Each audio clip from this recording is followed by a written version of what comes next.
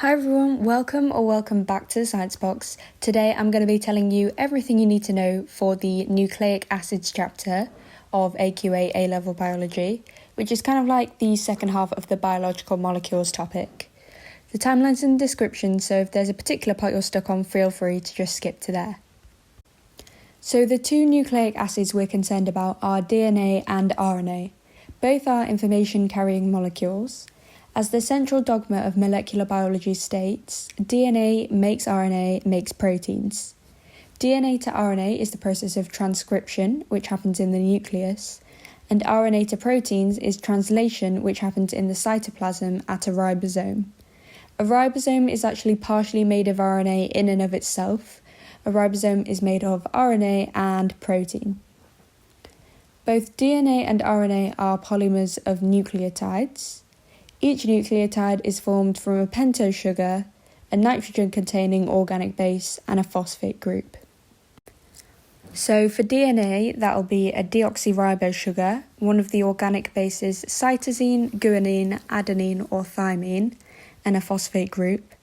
And for RNA, a nucleotide will contain a ribose sugar, one of the organic bases cytosine, guanine, adenine, or uracil, and a phosphate group. Nucleotides join together with phosphodiester bonds, and two polynucleotide chains are held together by hydrogen bonds. Cytosine binds to guanine, adenine binds to thymine, and with RNA, adenine binds to uracil. Cytosine binds to guanine with 3 hydrogen bonds, and adenine binds to thymine with 2 hydrogen bonds. An RNA molecule is a relatively short polynucleotide. But how is DNA adapted to its function? Firstly, hydrogen bonds are weak, allowing the two strands to separate during DNA replication. DNA is a large molecule, so carries a lot of genetic information. The genetic information is protected by a strong phosphodiester backbone, and DNA is a stable molecule. It's a stable molecule because the phosphodiester backbone protects the more chemically reactive organic bases inside the double helix, and the hydrogen bonds link the organic base pairs, forming bridges. There are 3 hydrogen bonds between CG-based pairings, therefore a higher proportion of CG pairings means a more stable molecule. DNA replication happens by semi-conservative replication. This ensures that the DNA is copied correctly over multiple generations. So the process of semi-conservative replication happens as follows.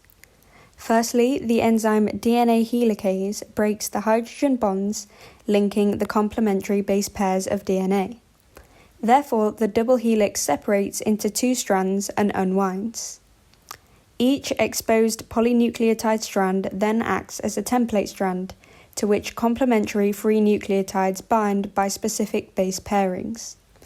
And the nucleotides are joined together in condensation reactions by the enzyme DNA polymerase to form the complementary polynucleotide strands to the 2 original strands. Each new DNA molecule contains one of the original DNA strands, therefore it's semi-conservative replication since half of the new strand is made up of the original strand. Now moving on to ATP. A single molecule of adenosine triphosphate, or ATP, is formed from 3 elements: a molecule of ribose, a molecule of adenine, and 3 phosphate groups. The hydrolysis of ATP to adenosine diphosphate, or ADP, and an inorganic phosphate group, symbolized as Pi, is catalyzed by the enzyme ATP hydrolase. This reaction is reversible, and that conversion of ADP to ATP is catalyzed by ATP synthase during photosynthesis or respiration. The hydrolysis of ATP can be coupled to energy-requiring reactions within cells.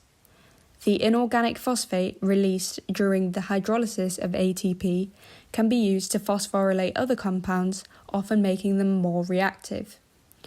The bond between the phosphate groups are unstable, therefore have low activation energy, which is why when the bonds break, they release energy. ATP is a better immediate energy source than glucose because, firstly, one ATP molecule releases less energy than one glucose molecule, so a more manageable quantity is released with ATP. An ATP to ADP is a single reaction, but the breakdown of glucose is a series of reactions, so takes longer. Now moving on to water. Water is a major component of cells. It has several properties that are important in biology. In particular, water is a reactant or metabolite in many metabolic reactions, including condensation and hydrolysis reactions. It's an important solvent in which metabolic reactions occur. It has a relatively high specific heat capacity, therefore acts as a buffer against sudden temperature variations. This makes it useful in aquatic environments and in organisms themselves because it maintains the organism at a certain temperature, so enzymes, for example, can work at their optimum temperature. Water has a relatively large latent heat of vaporization, providing a cooling effect with little loss of water through evaporation. This is how sweating works as a cooling mechanism. Body heat is used to evaporate the sweat, and due to the sweat having a large latent heat of vaporization, a lot of body heat energy is needed to do this. Also, water has strong cohesion between water molecules, allowing it to be pulled up the xylem. This also allows water to produce surface tension when water meets air. The last part of this chapter is about inorganic ions. Inorganic ions occur in solution in the cytoplasm and bodily fluids of organisms, some in high concentrations and others in very low concentrations. Each type of ion has a specific role depending on its properties. The concentration of hydrogen ions determines the pH of the solution. Iron ions are found in hemoglobin, where they play a role in the transport of oxygen. Sodium ions are used for the co-transport of glucose and amino acids, and phosphate ions have a structural role in DNA and store energy in ATP molecules, as we've seen earlier in the video. Thank you for watching. Please like and subscribe to follow the rest of our teaching videos. Follow us on socials to get some quickfire content, so that you don't have to feel guilty about that doom scroll. And finally, there's a link in the description to all the academic help we offer here at the Science Box. Thank you.